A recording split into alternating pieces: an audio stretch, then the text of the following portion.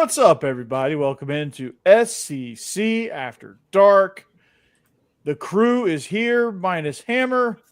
We are rocking. We are rolling. It is Thursday night for a massive weekend of college football, most notably SEC football. Stephen Willis from Lockdown Ole Miss joins me. Mike Huseman, Off Season After Dark. Your double dose of Bama with Jake Thomas, Bama After Dark, most notably Jeb Beecham, and one half of the Biscuits and SEC Boss Man. Got his new lighting system looking good, man. Yeah. Looking good. That backdrop's looking good. Got a little Aggie love in there. Got the Texas State flag. I don't know what the other flag is over there, but another Aggie flag. Another Aggie flag. Looking good, man. And I'm Corey Burton, host of there you go. There you go. Homer. Yep, big time. Because you run the state of Texas. Okay, Corey. I looked on our spreadsheet to find out what we were talking about tonight, and you highlighted Vanderbilt and Utah State. What? Seriously. Yeah, no, we ain't doing that. That has to be Corey. Notre Dame and Arkansas has to be talked about. I initially had Vandy on the sheet, but every one of us picked Vandy, so there's no talking point. So I put Notre Dame and Arkansas on the final one. Yeah, Corey. Homers. Homer. You guys know I don't access this. You guys know I don't access the spreadsheet. What do you? That's a lie. I don't look at the spreadsheet because I never fill it out. Get to the last second. Exactly. I don't have time. I don't have time to highlight Vandy and Utah State, but that will be kind of a low key, pretty good game for the 11:45 slot. Yeah. So, anyway, we are here. Shall we partake in some lava? Let's do it.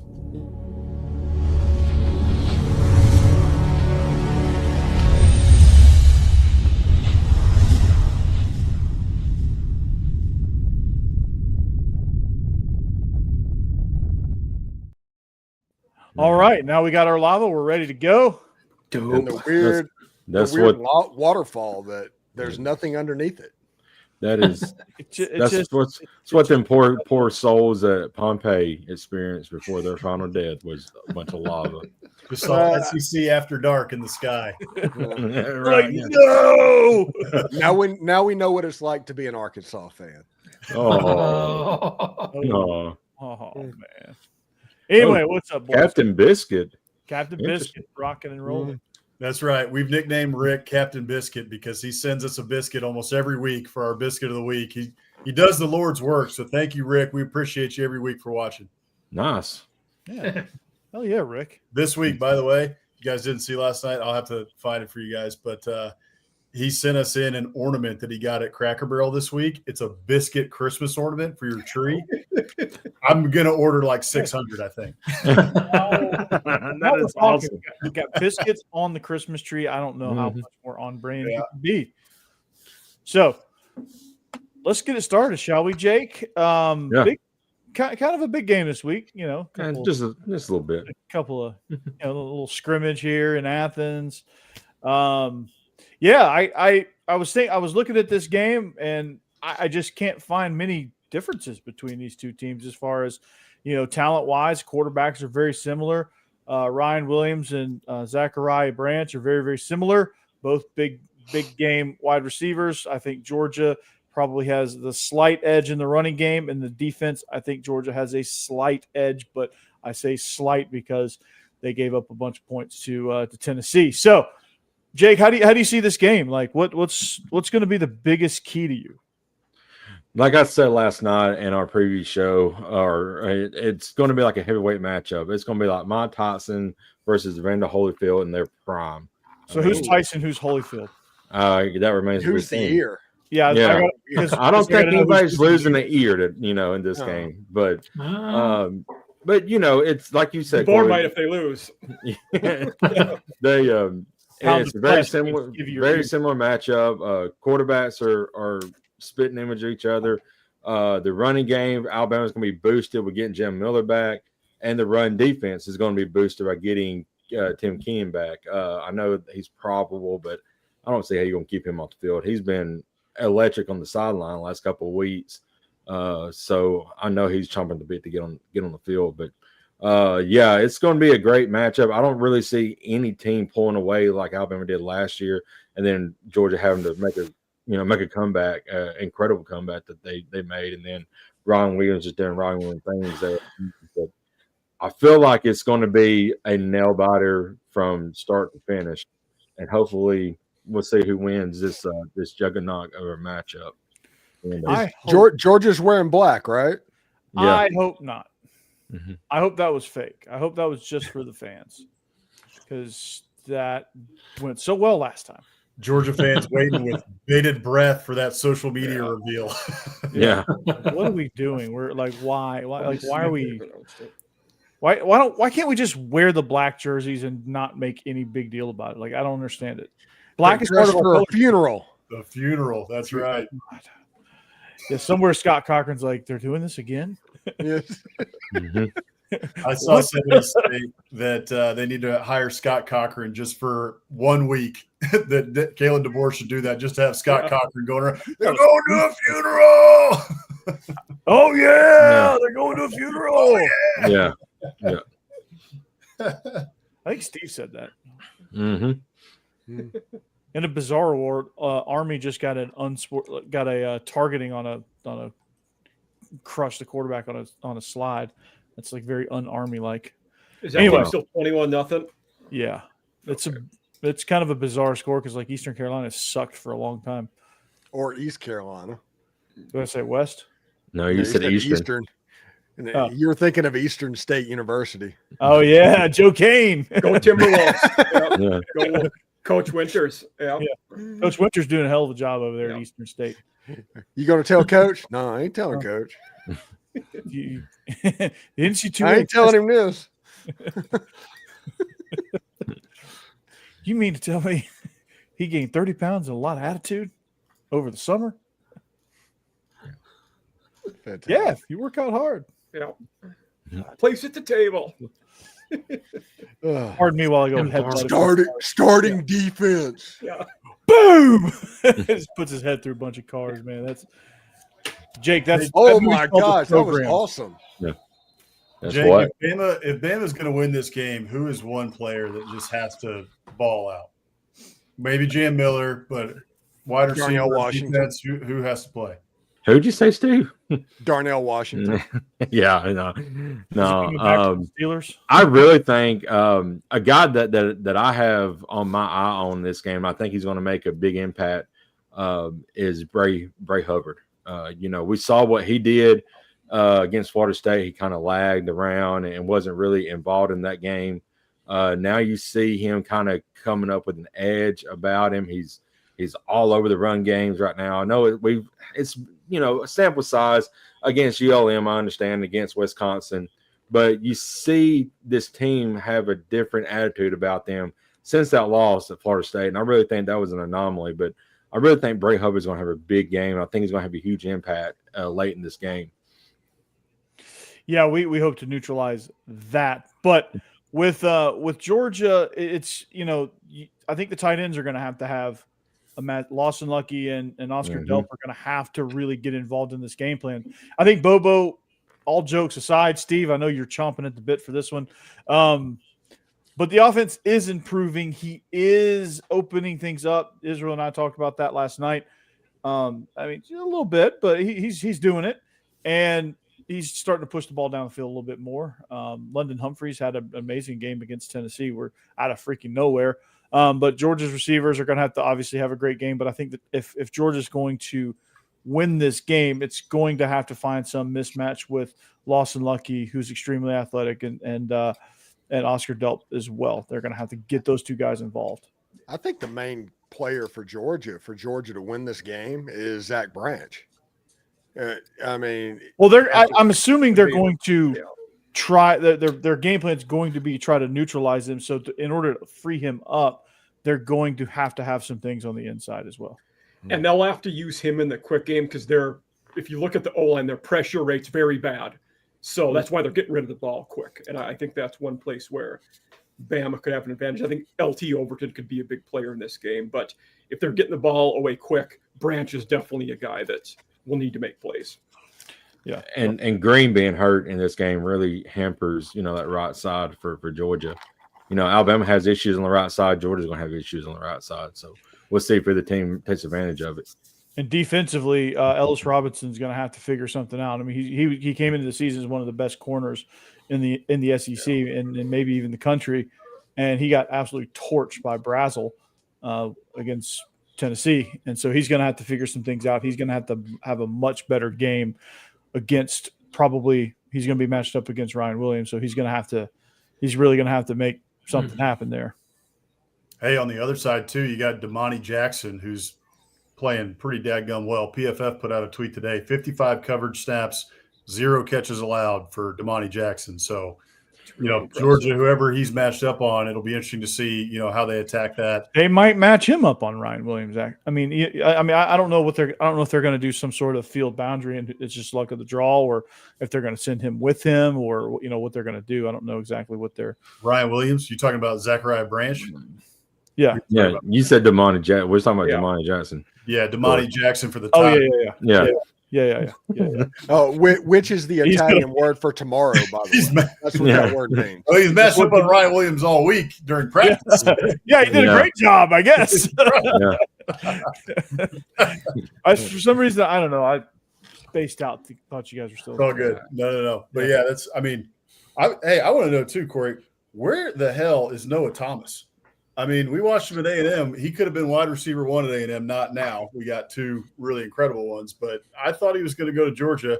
I mean, Georgia's got good receivers, but I thought he would be producing at a lot higher level than 3 catches for 24 yards so far. Yeah, I don't know where he's been either. I don't know that the offense has been consistent enough to really support more than just one receiver. Yeah. Also, that's a big issue, but he's just not getting separation. They're just the game's just not flowing to him. I'm not sure what's going on, to be honest with you. I would love for Noah Thomas to be not a figment of our imagination. I just expected a lot more from him, frankly. Although you mentioned not getting separation, and that has been a theme for A&M wide receivers since Josh Reynolds, Christian Kirk. I mean, it's been a long time, and that was one of the main things that people said during the Jimbo era is these receivers cannot get separation. These quarterbacks are having to fit it into tight windows or fit it, with a quarterback draped on their back on a crossing route. So I wonder if that's followed him from A&M. Maybe it has. I mean, that's probably part of it. I mean, that's not the whole story, but that's probably part of it. Yeah. So let's make a pick, shall we? Jake, you and I'll go last. So let's start with Mike. I kind of hinted at it before. I think this game was won in looking at it. Georgia's really good at stopping the run. I think that's about the only advantage I see in them right now, though. Everyone on this field is going to be talented, both teams, but Bama's getting after the passer well. They have been way better after the Florida State game. I like the Tide in this one, so that's what I'm going with. Steve? That's a good pick, Mike. It really is, because in this game, more than any other game on Georgia's schedule, Georgia can get beat by the logo before it even happens. For whatever reason, Alabama just seems to have their number, other than one national championship game. But the only thing that stuck into my head is Georgia doesn't lose at home. I don't think they've lost at home this decade. The last time they lost at home, Gamecocks. I think the only time they lost at home Gamecocks. since Kirby's first year was the Gamecocks in 2019. Yeah. So give me Georgia in the game. I think Gunnar Stockton's going to make plays. I think Alabama is going to struggle to run the football, and they're going to become one-dimensional against Kirby Smart, and you don't want to be one-dimensional against Kirby Smart. Jeb? Yeah, no, I kind of went the same direction as Steve there. I think this, to me, could go either way very easily. They're both very, very good teams. So it's going to be a very fun one to watch. But I decided Georgia, just being at home, being the home team, and them being so good at home, I'm going with Georgia. Boss man. This is going to be a fun one. I'm excited for it every year. We get to see this one. It's fun. But in this one, I'm looking at the slight advantages here. Going into this season, I was excited about Gunnar Stockton. The national media wasn't as high on him. I thought we had seen enough to think that he was going to be a pretty solid quarterback. And thus far this year, he has been a solid quarterback. So I like what I've seen from Gunnar Stockton so far. I like what I've seen from Georgia so far overall. The defense needs to shore up a few things, but I think that the defense is going to do enough to win in this game. And the fact that it's at home, I think that puts it over the top. Give me Georgia to win. All right, Jake. Well, the thing I look at in this game is you giving, Ryan Grubb and Kalen DeBoer 2 weeks to prepare for this Kirby defense. And you saw what Josh Heupel did against them early on. And he got a great wide receiver in Braswell on a safety and exploited that every single time. And then, as Kirby always does, he made halftime adjustments and stopped that. And then that's when Georgia came on and eventually won that game. But Alabama's got to start out hot if they're going to stay in this game and keep the crowd out of it. Because as you all mentioned, the crowd is going to be into it, and they could be a deciding factor late in the game. But I'm, of course, being a homer, I'm picking Alabama.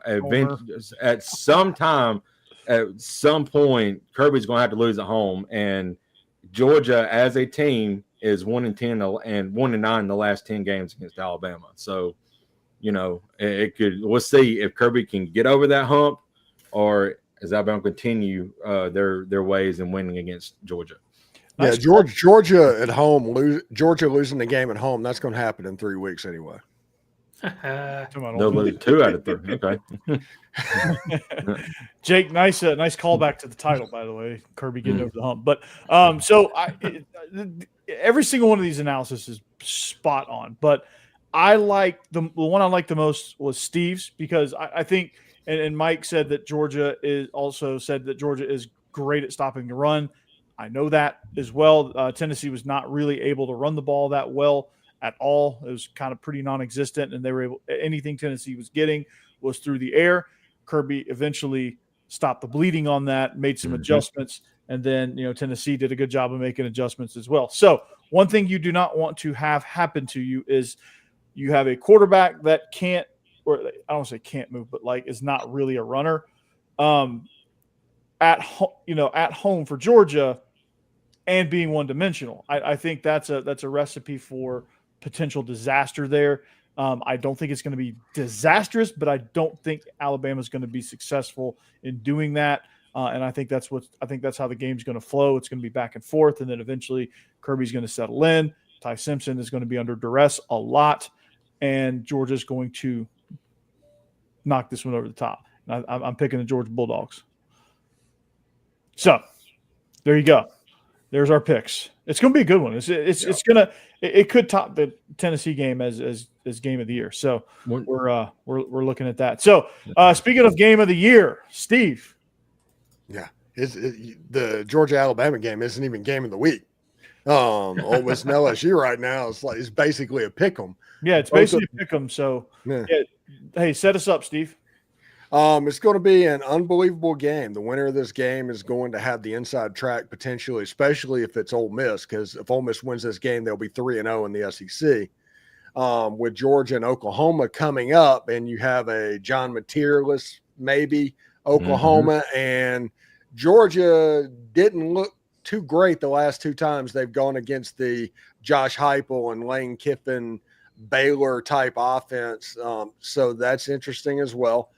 But I'm going to tell you, I feel uncomfortably good about this football game for Ole Miss. It is one of those things to where I'm like, what am I missing? What is going on? And I listen, LSU paid $18 million in the transfer portal this past year. They have a transfer portal class that looks a lot like Ole Miss's did in 2024. But that Ole Miss team went 9-3 by not being able to run the ball, playing strong defense, and occasionally giving up ill-timed busts. And if you keep playing these close games, you're eventually going to lose one of them. And then Ole Miss finds this gem of a quarterback in Trinidad Chambliss, who I term as an athletic game manager. He can beat you with his legs, but he just distributes the ball around like a point guard and lets Lane Kiffin's elite weapons that he's accumulated kind of do their own thing. Mm-hmm. And I think all of that's going to nullify Harold Perkins and Whit Weeks in the middle of the defense for LSU because, listen, all week Lane Kiffin, who's had a pretty good week, if we're going to be honest about it. But Lane Kiffin's had this cat that ate the canary grin on his face every time he talked about LSU's defense. And when he has that, it's usually because he's found something. And he can't wait to see what happens. And I think what he's found is the advantage that Ole Miss's tight ends have against the middle linebackers against LSU. They're going to exploit the middle of the field. They're going to run the ball. They're going to run the clock, and Ole Miss is going to win this game. There you go. Hey, speaking of which, I hate how, and I think we've probably had discussions on this before, but I hate how game manager. I know you probably didn't mean it that way, but how game manager has been such a kind of a derogatory term towards. Yeah, every quarterback should strive to be a game manager. Absolutely, I hate that term. Because you want them to be great in situational football, like that's kind of their job description. So, yeah, give me a game manager all freaking day long. It's just another way of saying they're not talented, which I don't. Yeah, everybody wants Lamar Jackson at quarterback. That's become the standard. Or Patrick Mahomes, to where the quarterback is 90% of the offensive team. If the quarterback goes down, there's no way. In a perfect world, you're distributing to other elite weapons and making your offense harder to defend. I hate the term negatively using game manager because that was not what I was doing. Talking about him being a point guard was my point. I just know alarm bells went up. Like people listening are probably like, "Oh, game manager!" Like, "Oh gosh!" Like, that they think, "Oh, game manager! Oh, he's just not very good." And I know you didn't because I know you know better, but. It's just one of those terms that just grinds my gears, and I don't know why. Like, because people just throw that negative connotation on it. You get the impression that he doesn't have a big arm. He's not a great thrower. He's just good at accuracy. He's good at hitting his points short. I'll take freaking accuracy, man. For sure. No, I'm just saying. I think that's the impression people get when they hear game managers. You know why Vanderbilt? It's not Brett Favre. He's not tossing it downfield. He's just. You know why Vanderbilt's better? Because Diego Pavia has become a better game manager. Yeah. But Steve's right. All quarterbacks should strive to be good game managers. I mean, that should be your job. Yeah. One of the things that he does really well is the ball doesn't come out late. Yeah. Everything is on time. Mm-hmm. And that allows him, even though he might not have the strongest arm, he has an accurate arm, but that allows the safety not to be able to get there over the top or something like that because his timing is really good. As a quarterback. It's weird that he's only been at Ole Miss since June. Yeah. It's basically having a true freshman type quarterback, but how many years has he got? Oh, he this is his last year of eligibility unless he gets a Pavia waiver. Oh, okay. So I've been really impressed with it. Also seems he's keeping the defense off balance. He is quick with his mind, right? I mean, he's going through his progressions. I think 7 wide receivers had a catch in the game last week. We talked about that last night, Mike, on Biscuits SEC Live. I mean, it's just impressive how much he's spreading the ball around for someone who's only been on campus for not very long in this offense, right? So he has a really good feel for the offense, and that's scary. And because you make those anticipation throws, and you can seemingly fit it into tight windows, but really and truly that takes impeccable timing versus arm talent. And that's what I liked about Trinidad Chambliss.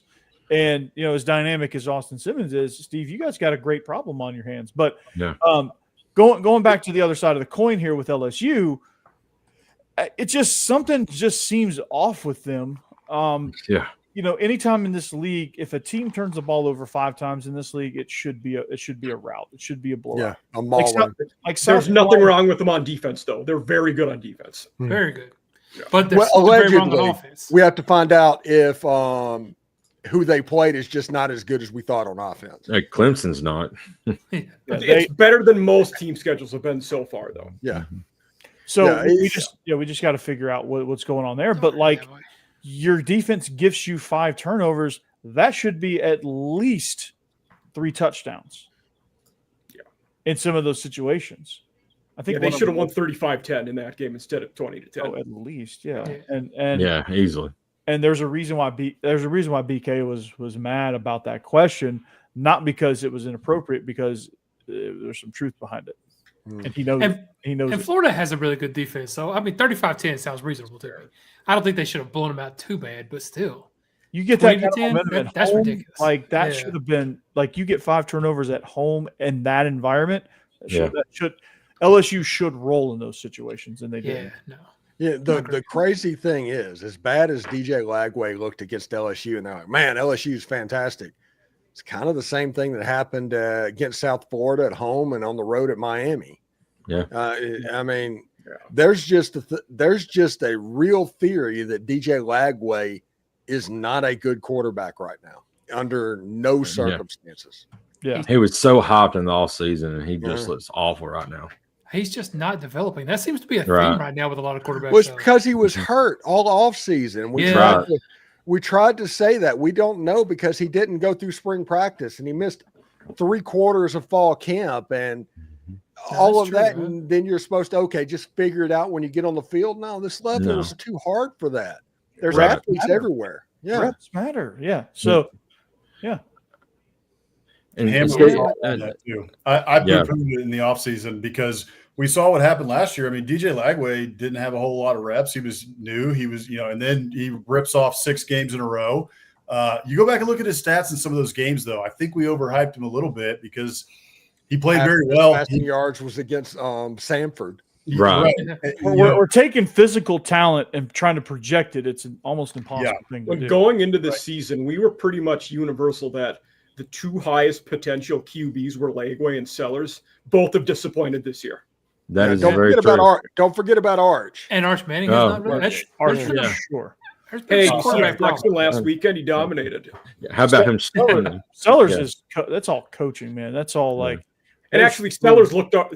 Gamecocks played pretty good against Mizzou. They just got beat. Yeah. The coaching 320 yards because they could not run the ball. Yeah. Right. Yeah, they still have the offensive line problems that have plagued them and they missed Rocket Sanders more than people thought they would. Yeah, definitely. Yeah. And Corey, you brought up timing. Steve, I got to ask you this: the timing of Lainey Kiffin coming out saying she's dating Whit Weeks, is that timing? There's some timing. Yeah, is that going to be? There's some timing. Yeah. Yeah, I'm not talking about that. Smart. Don't blame me there. Lane's probably just like, all right, Landry, I'm sorry, but we're gonna beat the hell out of your boyfriend. So yeah. We're not doing any entertainment here. I love he commented underneath that and said, "Take the over." Listen, I am dead serious about Ole Miss using tight ends in this game and attacking Harold Perkins and Whit Weeks. I'm dead serious about that. Yeah, we know. So that's kind of a funny part, but whenever you look at it, Daquan Wright, I talked to David Simmons, which is Austin Simmons' dad, the other day, and he said the best player on this football team offensively is Daquan Wright. Mm-hmm. He's a problem, and I think this is the perfect tight game where Daquan Wright appears and really starts showing out. Remember, against Tulane, Ole Miss played 4 tight ends in the first quarter, and there were multiple plays with 13 personnel. Yeah. Ooh, gotta love 13 personnel. Mm-hmm. Yeah, it's like they're feeling themselves right now with Trinidad Chambliss and what he brings, and I think they're going to little 23 personnel. Just saying, 20. That's some Wisconsin stuff. Yeah, I'm sure. It was good. Putting Logan Diggs in at running back and Kejuan Lacey with 3 tight ends. Yeah, we got some Wisconsin action going on here. All right, let's get a pick in. Old school Stanford. Brett Bielema, man. God dang. Birdie. Oh, he got his ass handed to him. Hoosiers looked good last weekend. Yeah, he did.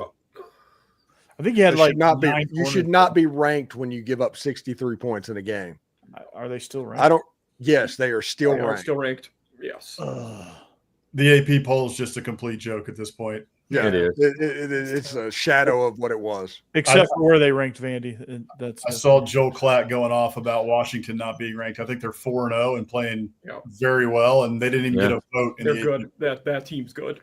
Listen, Ole Miss went out and just completely destroyed Tulane, who a week ago, 4 days earlier, everybody was talking how Ole Miss better look out. They might beat you. This is an upset. This is a really good team. And then on Monday, it was like, oh, you should have destroyed them. They're terrible. Yeah. No. not how this That's works. not the way that works. No. Yeah, what are we doing here? Yeah, I will tell you real quick, a G5 team that looks really good right now is Memphis. Memphis looks really good. yeah. That was a good game. No. Uh-oh. It was a good game. Not so fast, my friend. Yeah. Memphis was good last year. They are not as good this year. The problem that Arkansas had is that their defense played completely without effort. Well, that's true. If they would have just tried, a 390-pound defensive tackle gets drugged by a backup quarterback For 8 yards. For 8 yards to put a game away. That's the quarterback I want right there, boy. No effort. Just fall down and hold the legs, and he's not going to drag you. Yeah. A G5 team nobody's talking about that's pretty good is North Texas. North Texas looks really good. Yep. Yeah. Mm-hmm. Georgia State's not a good G5 team. Yeah.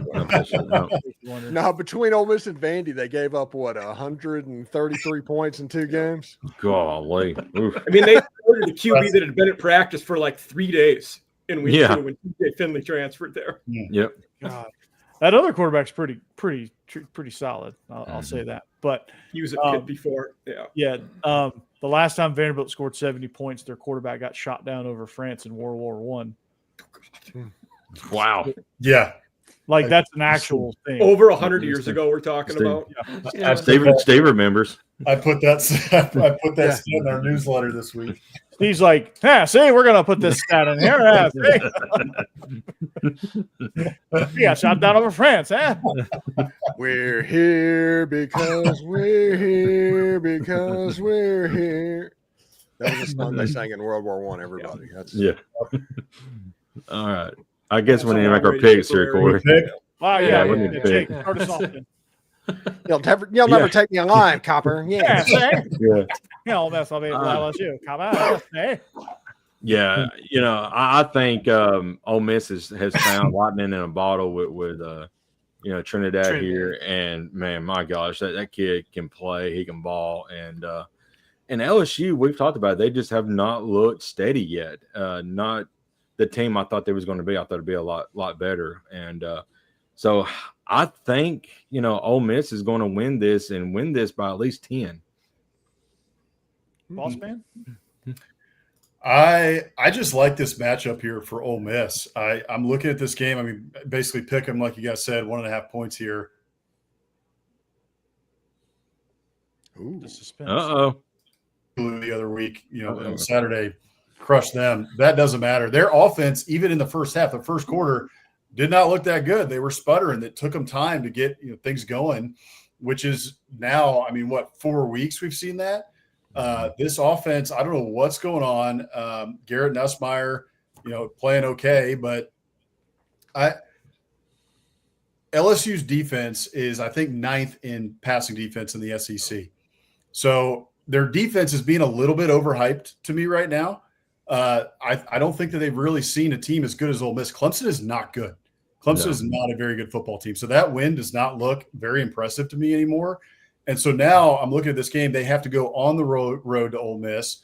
You're playing an Ole Miss team that is just red hot right now. Trinidad Chambliss, his stats are off the charts in the last 2 weeks, and playing like one of the best quarterbacks in the SEC. And frankly, he has another game. He has a game like he does against LSU. If he did, from what the past 2 weeks have looked like, he should be in the Heisman conversation. I mean, it's that simple, even without playing, the first couple games of the year.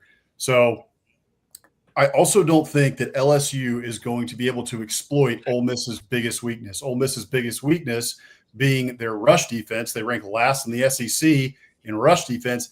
LSU is last in the SEC in rushing offense.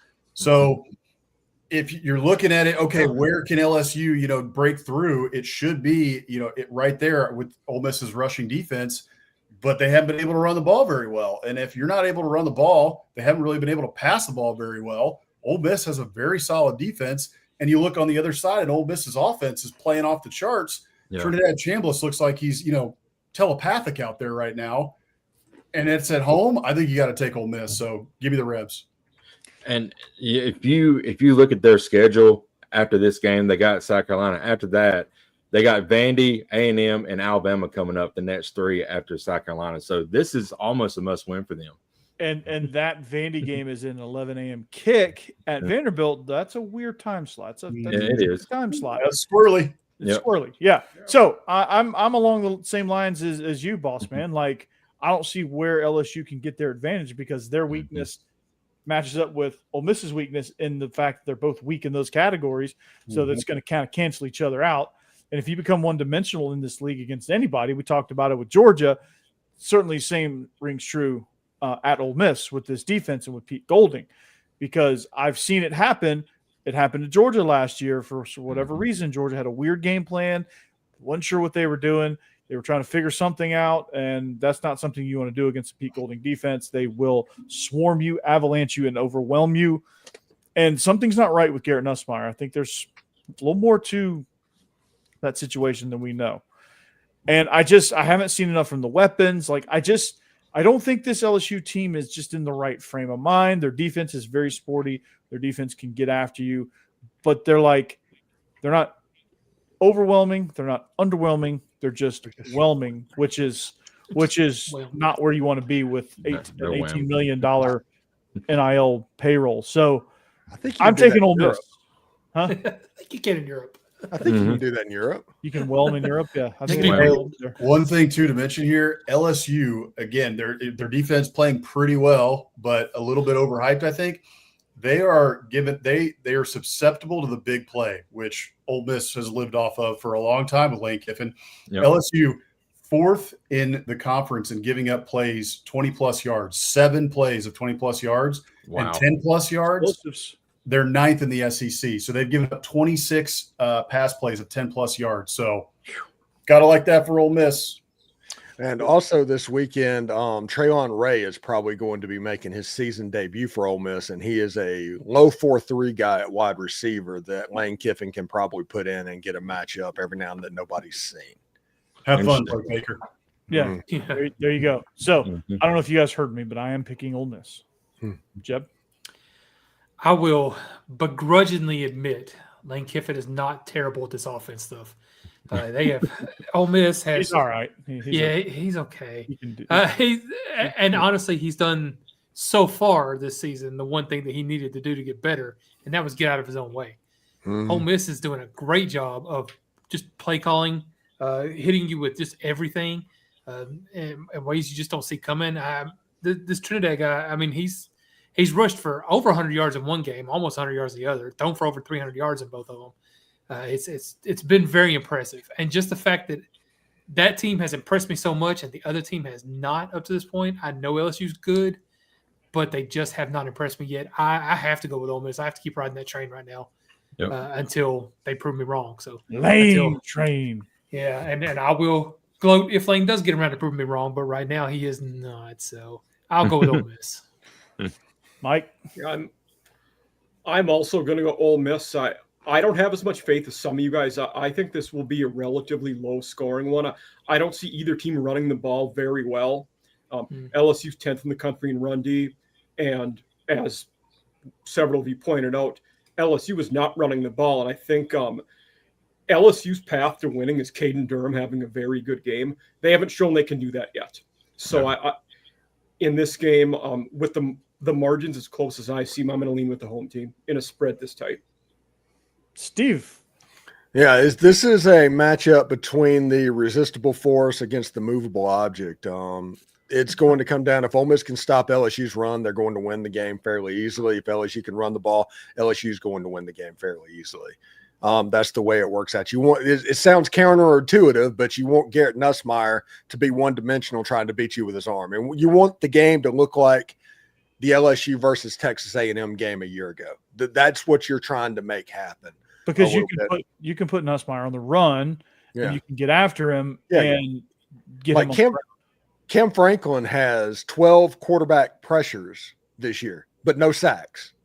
He hasn't got home yet, so he's affecting the quarterback.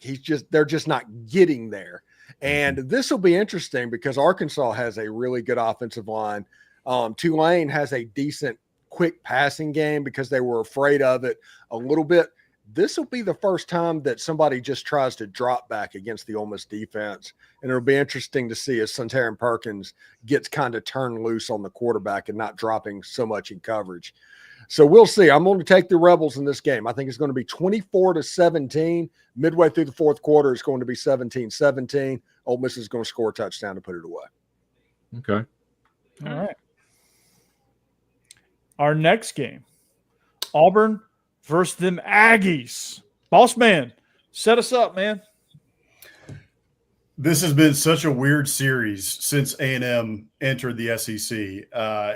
For years, it was the away team that would win this game. In 2013, Auburn came into Kyle Field, beat Johnny Manziel on a horse collar that wasn't called.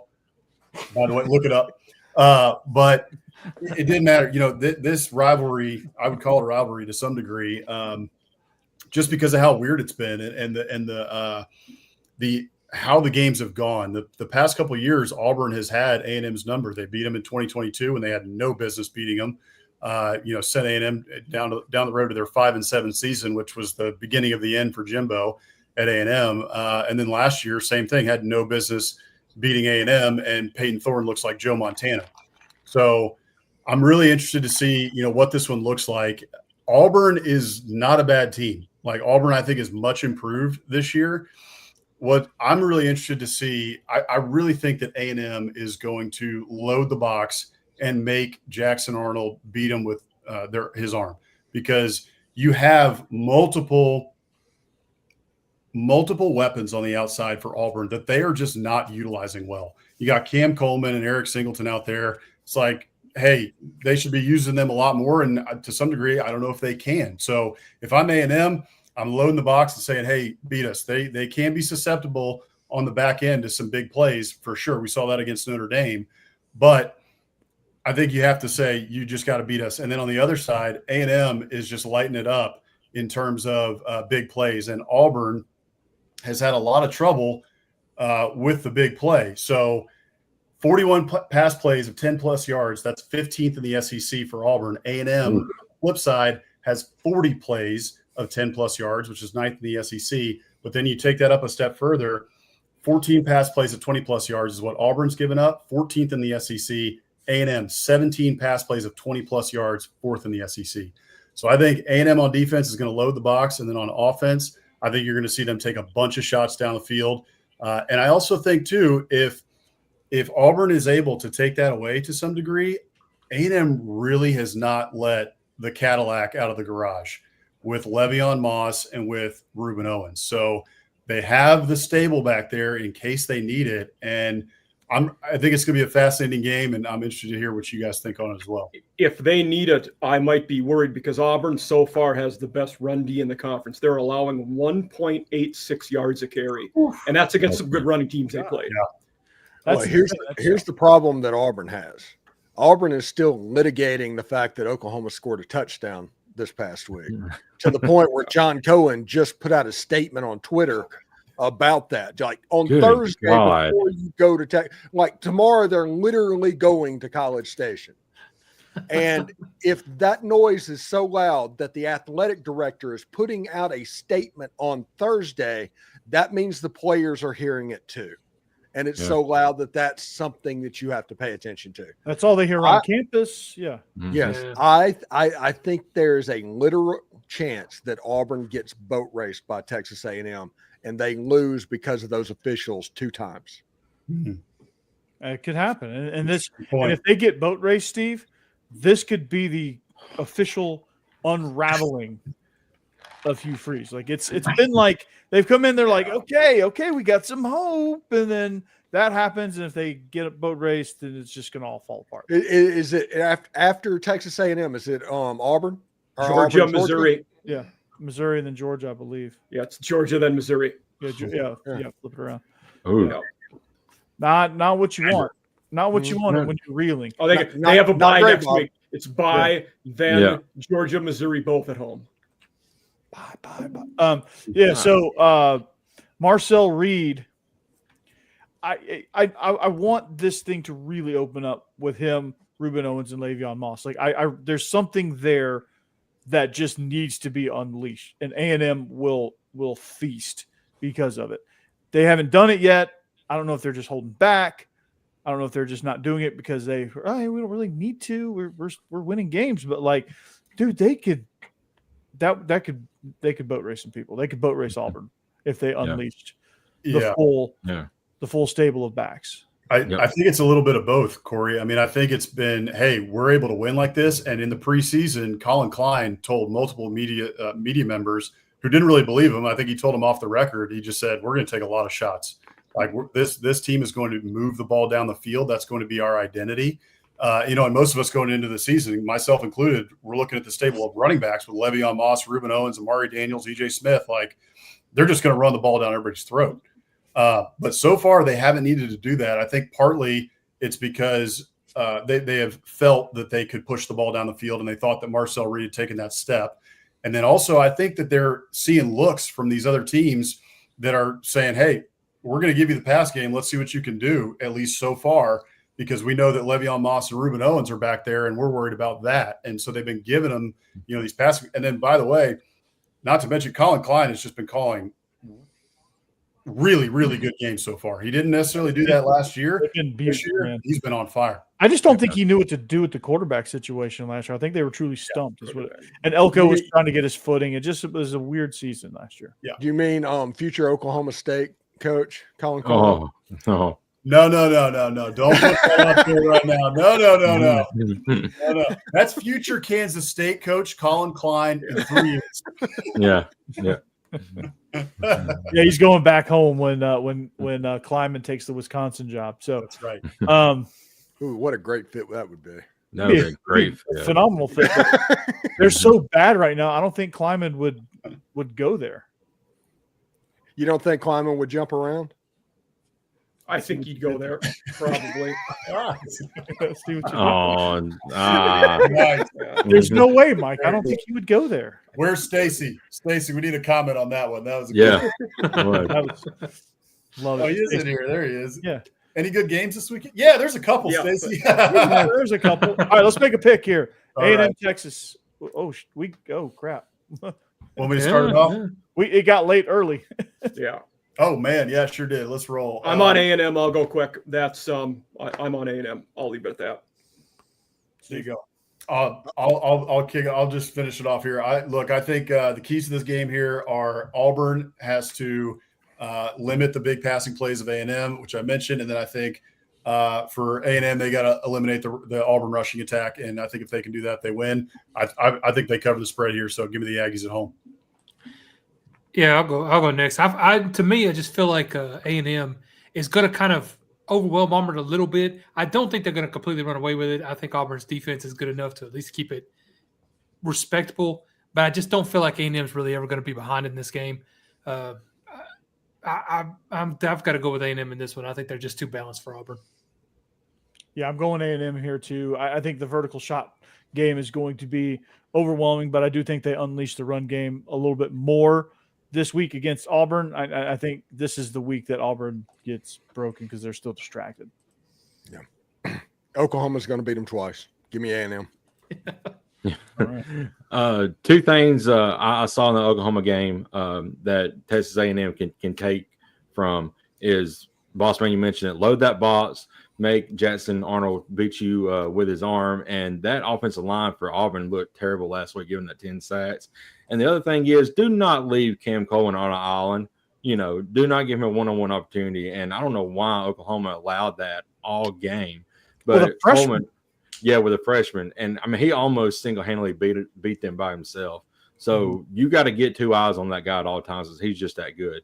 But I think the home team is going to win here, and I think A&M is going to win this and win fairly easily.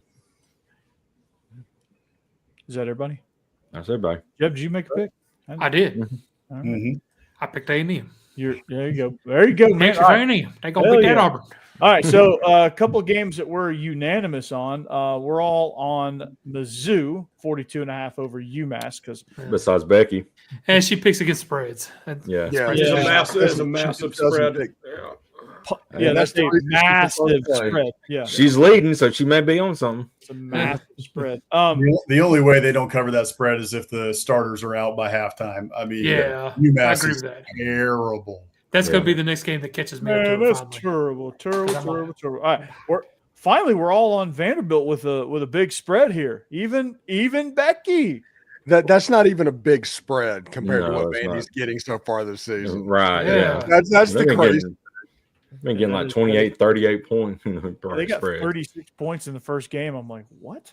Anyway, that's gonna be low key. Bryson Barnes is a really good quarterback. Yeah. I mean, I think Vanderbilt's gonna overwhelm him, but he's a really good quarterback. I like the way he plays at Utah State. Boss man, you know what I'm talking about. Is that the pig farmer? The guy that was at Utah, the pig farmer? Yeah. Okay. Bryson Barnes. Yeah. That's right. He's a good quarterback. He's good at pig farming and quarterback. So, all right. Notre Dame, Arkansas. Notre Dame 7.5-point favorite. Steve, I'll let you take it away. I think Arkansas is literally 2 fumbles away from being 4-0, and that's important to remember. Everybody's down on Arkansas with the way that they ended up losing to Memphis. That's always going to be a gut punch when you do that. But I think getting back to Fayetteville for the first time, because it was a game in Little Rock, it was Ole Miss, it was in Memphis. This is their first time back in Fayetteville. Notre Dame for the first time comes into town. They hate that it's 11 o'clock in the morning Central Time, but I think that they're going to be up, and I think they're going to cook a little bit. And I just hope the defensive effort is higher than where it was against Memphis, because that was atrocious. That was embarrassing, and that's going to cost Sam Pittman his job. Yeah, I think it's too far gone now. You get that kind of effort, you see some cracks in the dam, and it's only going to get worse because they're only going to and so I like Notre Dame in this game because of that, and because I think Marcus Freeman is still, despite the early season struggles, is still a really good coach. I just don't really trust Arkansas right now. And their defensive effort was atrocious, and I feel like that's only going to get worse. I feel like there's a growing culture problem there. And Jeb? I'm taking Arkansas, by the way. Yeah. Jeb? I was actually debating right between the two of you. Is Arkansas going to step up after that loss against Memphis, or are they going to completely fall apart? And to me, just when I'm looking at what I've seen from them so far, I'm going to side with Steve on this one and think they actually come back and play much better. I don't know if they win this or if they just cover the spread, but I'm going to take Arkansas with those points. Jake? Notre Dame's kind of like a wounded animal right now. They've got to pretty much win out because the 3-loss team probably does not make the playoff. Mm-hmm. So they got their backs against the wall, and I think they come out fighting. And as Corey, you mentioned, the cracks, you see the cracks in the dam at Arkansas. So give me Notre Dame come in and win this game. Yeah, absolutely. Becky's taking Arkansas. Cassie's taking Notre Dame. Hammer's taking Notre Dame. Boss man? I'm taking the Irish as well. I just think that they're too much. Arkansas's on quit watch at this point. I mean, I know that they've played well through a couple of weeks, even though, in some losses, it was just they keep shooting themselves in the foot. That's just the theme of Arkansas under Sam Pittman. But Notre Dame is much better than their number 22 ranking. They have lost 2 games by 4 points. It's 2 losses. So people see the 2 losses. If they haven't watched any Notre Dame, it's like, oh, you got 2 losses. Well, take a look. And if you go back and watch those games, they were in them to the end. And the other thing about it too, is you guys alluded to it, the defense for Arkansas, Notre Dame is putting up points. I mean, they put up 40 on A&M. They put up 50 something last week against the Boilermakers. So I'm worried about this Arkansas defense in this one, and I think that Notre Dame rolls in this one, to be honest. They also gave up 30 points to Purdue. They did. I think Arkansas is going to score points, but I just think that in the end, I think Notre Dame's too much. I think it's like a 45-35 type of game. Yeah, I think Notre Dame's going to score more points than Arkansas. Mike? Notre Dame's the 41st ranked run defense. Their pass defense 130th ranked in the country. I feel like that's not. Give me the Hogs. Give me the Hogs. Yeah. So at home and on offense, Notre Dame's running the ball well lately. I don't think they're built to beat anybody by margin. If they're going on the road and you're giving me a touchdown and a hook, Woo pig. Yeah. Nice. And if they can beat Notre Dame and end their hopes to the playoffs, so where we don't have to even hear about it going into October, that's a win-win for everybody. I mean, I'm not going to be upset if I'm wrong. I just don't think Arkansas has it in them. I don't know that they win. I think they cover 7.5 though. Like Yeah. I could be in that realm. Yeah. Okay. All right, our next game, 4:50. All you got to do is just put it on the SEC network and just leave it on the SEC network because you get Vanderbilt, Utah State, followed by Tennessee at Mississippi State. Vanderbilt's two of Vanderbilt's. Wait. That's all you need that day. What else is Yeah, that? what? Yeah, No. put it on the SEC network. That's all you need that day. No. No, Who needs another channel? It's perfect. Uh, Vanderbilt, Utah State. You can listen to Mississippi State give you a headache. And cowbells. Right. what better way to spend your Saturday? No. In all seriousness, Tennessee is 10.5-point favorites on the road at the land of the cowbells. Steve. I've said in the preseason that Mississippi State was going to win this game, outright win this game. They scored 25 points last year with a true freshman quarterback in Neyland Stadium. That place is going to be a zoo. This is Joey Aguilar's first true road game, and he's going to be dealing with something that he's never dealt with before with the noise with the cowbells because they do not ring responsibly. They tell everybody to do it, but if they think it's working, they're going to ring it louder and louder and louder. And I think drinking responsibly. I think that is going to allow a quick start by Mississippi State, and this game has the potential to look. Does everybody remember the Ole Miss Alabama game from 2020? Yeah. The Mac Jones game that just both teams just went straight up and down the field. Like And literally just, up and down the field. Alabama game, the every yard except for 7 that they could get that night. That's what they did. I think this game has a chance to look similar to that up and down the field. Ole Miss and LSU 2023. That is the way I predict this going, and I think Joey Aguilar makes the mistake in the fourth quarter, coughs up the ball, throws an interception, Mississippi State scores and wins the game. To me, I think it's going to be that way for a little while, but at some point, depth has to take over, and I think Tennessee has better depth. And so I think you're going to see a game where it's like, okay, hey, Mississippi State, okay, they're at least covering. And then all of a sudden you blink and you're like, wait a second, Tennessee just won by 13 points. Like, what are we doing here? That's how I think it's going to happen. I think you're going to get like a couple of Chris Brazzell touchdowns like early in the fourth quarter, and this game's going to look a lot different in the fourth quarter than it did in the first and second quarter, where you're like, Mississippi State has a legit chance. So give me the Vols. Yep. Well, I think I'm going to surprise nobody by agreeing with Corey on this one. I do. Attaboy, Jim. I do think that it's going to be kind of a not super high scoring, but definitely a lot of scoring. Like Steve was saying, there's going to be a lot of back and forth. It's not going to look like Tennessee just completely blows them out, but at the same time, I think Tennessee does outpace them fairly well, and I don't think Mississippi State is built like Georgia to come back and win that game in the end. So, no, I think Tennessee ends up winning this one by, like you said, at least 13. But before we move on, just to prove that it just means more in the SEC, a legislator in Oklahoma did a commendation for the doctor that did John Mateer's surgery, congratulating him for doing a good job and saving the season. Oh, good gosh. So the next time you talk about it not meaning more, I'm going to say you're wrong. That seems – maybe I'm missing the definition here, but isn't a condemnation a bad thing? No. Commendation, not condemnation. Condemnation. Like condemning. Like I thought – yeah. No, it's not a condemnation. They would do that condemned his thumb. Messed up. Yeah. I was like, wait a second. I thought they did well with this. Okay, all right. Yeah. Shout out Dr. Shin. Great so work. they're commending, Yeah. not condemning. Okay. Great work saving the season. Good gosh. All those memes were great. Yeah, I was like, wait a second. This is backwards. Like, so is he going to be bad for the Tennessee game? I was hoping he missed that. I think it's 3 weeks.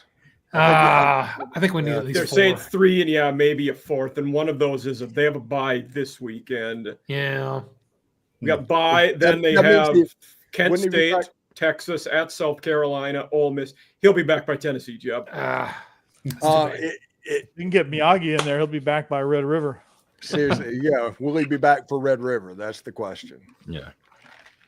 Yeah. Let's see. All right. 3 weeks. 3 weeks. Yeah. Let's continve. We picked Tennessee. I picked Tennessee. Pick Tennessee. Yeah.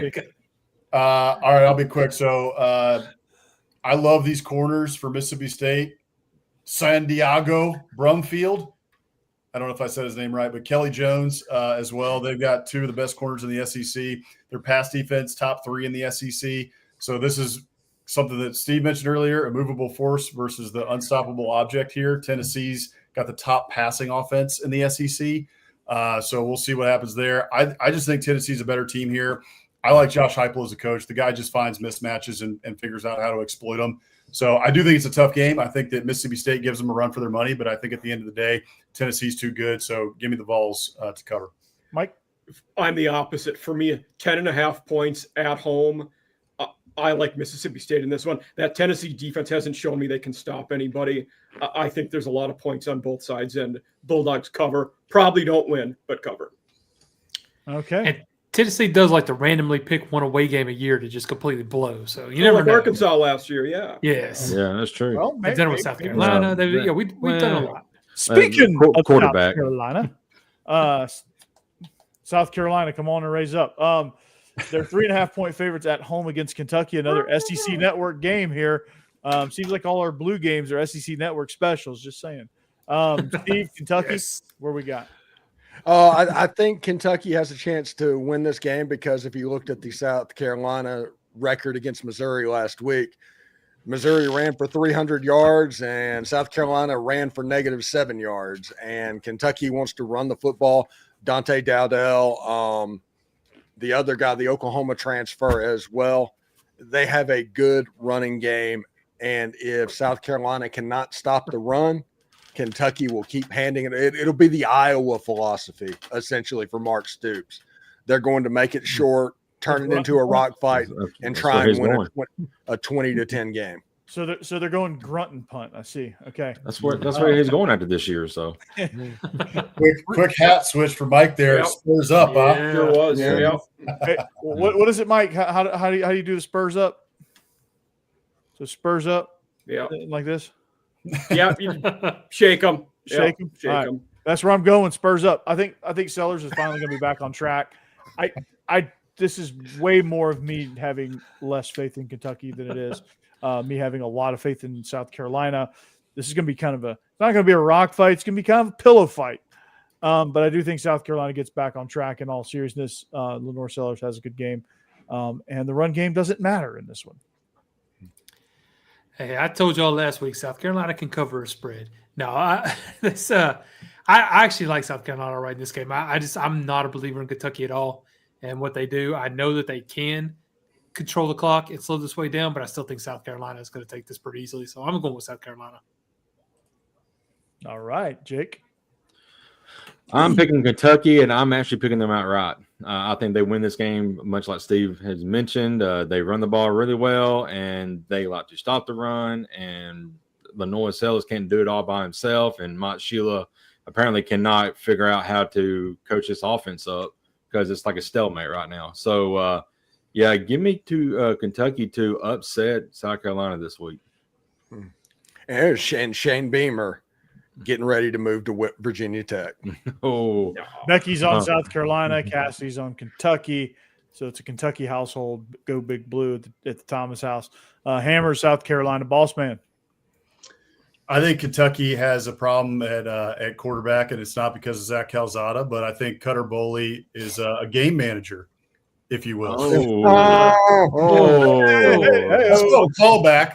The game manager. Full circle, baby. Full circle. So in all seriousness here, I just like what I saw from South Carolina last week. I don't like, for the most part, what I've seen from Kentucky just about all season. And South Carolina last week looked like they were much better. They looked like, at least Lenore Sellers had found a little bit, maybe found a connection with Ventrevious Jacobs. So I just think South Carolina overall has a little bit more talent here. So give me the Gamecocks at home. One thing to remember in this game, Mark Stoops' defense wants to take advantage of teams that use explosive plays to move the ball. They want to bait you into doing it. You get interceptions, sacks, things like that. And South Carolina can only do explosive plays right now. That's true. That's interesting. Now, if the legs for Lenore Sellers is allowed to get loose, it's a completely different ball game because it can be a blowout.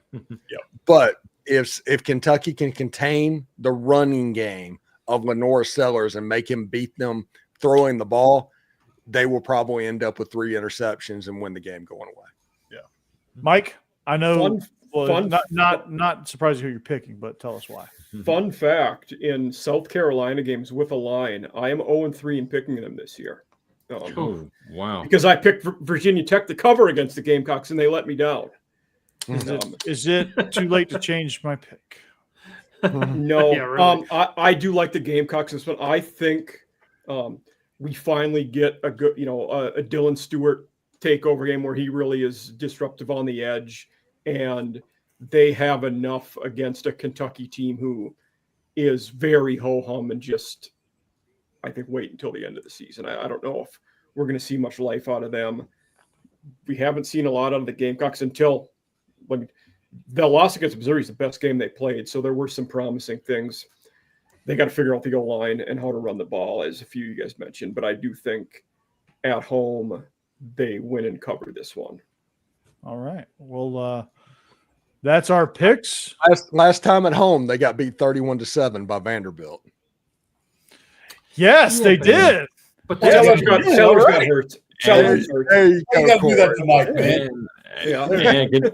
And Kentucky went to Ole Miss last year and won too. So On the anniversary Good of point. this weekend. right, This is the weekend that it's that the happened. SEC, baby. right, What can you do? it is right. Speaking of Vanderbilt, there's 194 of you in this stream right now. Can 113 of you subscribe to Locked On Vandy?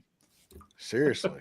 Yes. Yeah, just 113. That is That's a specific number. I'm at 887. That's why. yeah.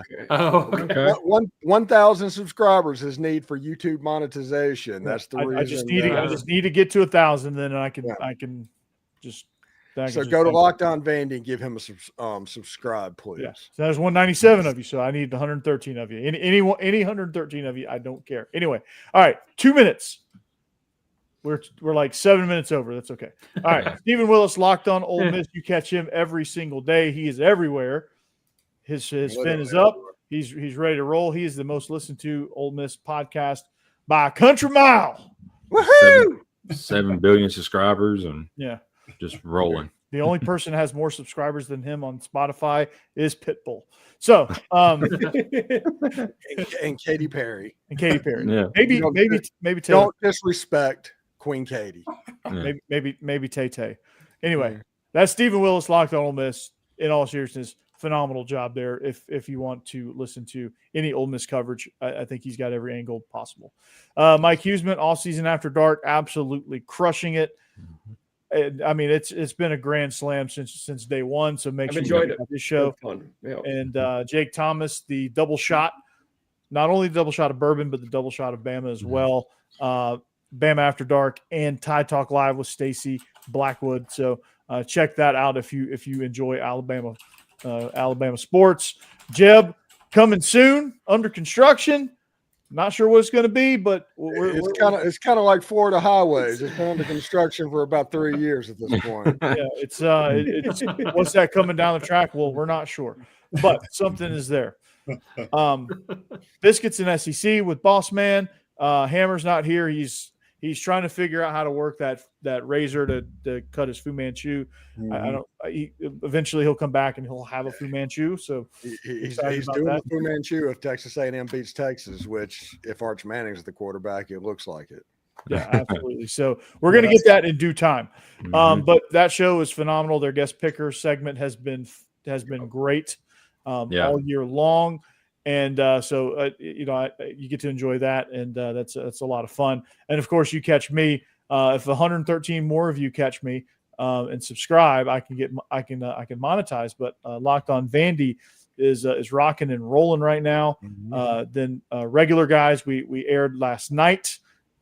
We did another live show last night. It's been with Israel doing 5 a.m. practices. It's not been easy getting him. So our schedule has been kind of off kilter a little bit, but we're working on that. But it's great there. So that being said, we all join forces for SEC After Dark. You can catch the greatest show in all of the college football landscape or college sports landscape right here on this very channel. So make sure you join. Make sure you bring a friend next time.